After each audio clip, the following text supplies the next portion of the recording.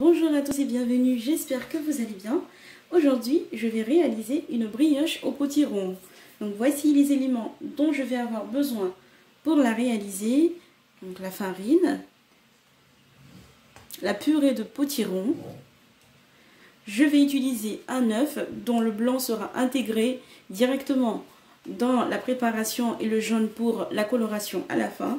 Du sucre, un peu de sel, du lait, du beurre et de la levure boulangère. Je vais passer à la préparation. Je vais démarrer en mettant les ingrédients. Donc je rajoute le lait,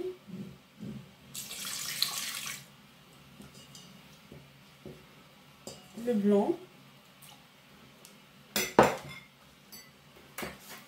je mélange un petit peu.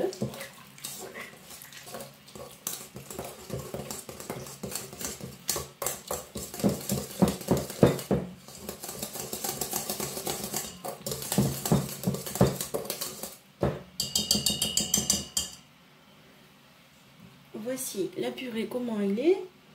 Lorsque j'ai mélangé le lait et le blanc, je viens ensuite rajouter la farine,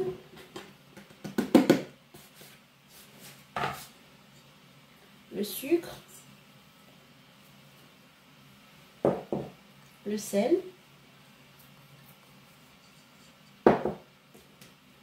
la levure,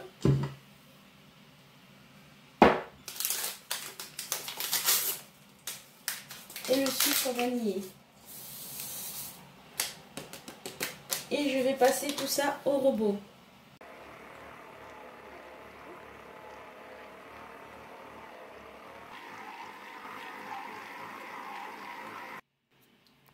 Je viens ensuite intégrer le beurre.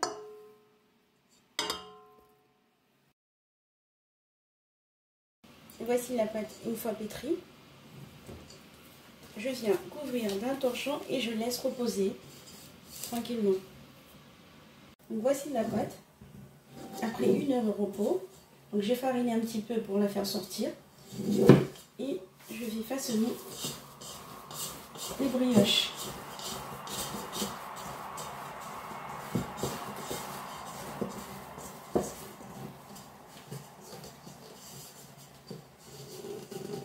Voilà.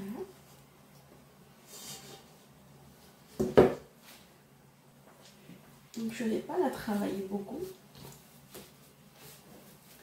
Juste la rouler un tout petit peu. J'ai mis pas mal de farine parce que il est assez molle pour éviter qu'elle ne colle.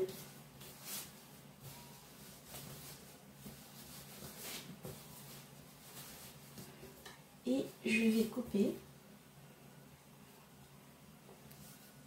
Voilà. Des petits bouts.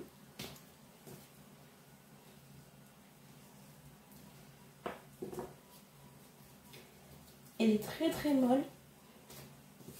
Donc ce sera des brioches très douces. Voilà. Je continue avec le reste de la pâte. Donc ensuite, je viens tout simplement bien les arrondir, former mes petites boules.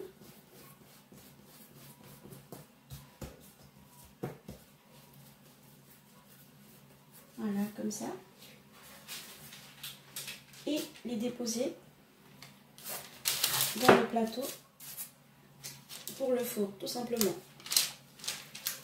Voici les brioches, une fois formées. Je vais les laisser reposer avant d'enfourner.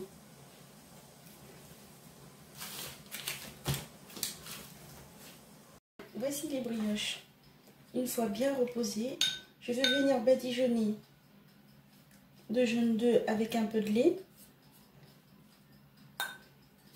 et mettre des petites amandes effilées par-dessus.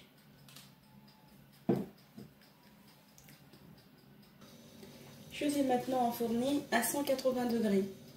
Voici les brioches une fois sorties du four. Donc comme vous voyez, elles sont bien moelleuses. Donc, je vais vous montrer l'intérieur.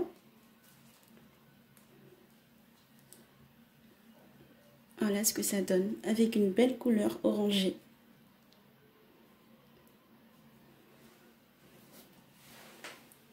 La recette se termine. J'espère qu'elle vous plaira. Je vous remercie de l'avoir suivie. Quant à moi, je vous dis à très bientôt pour des nouvelles idées recettes. N'oubliez pas de vous abonner, de commenter, de liker et de partager. À très bientôt.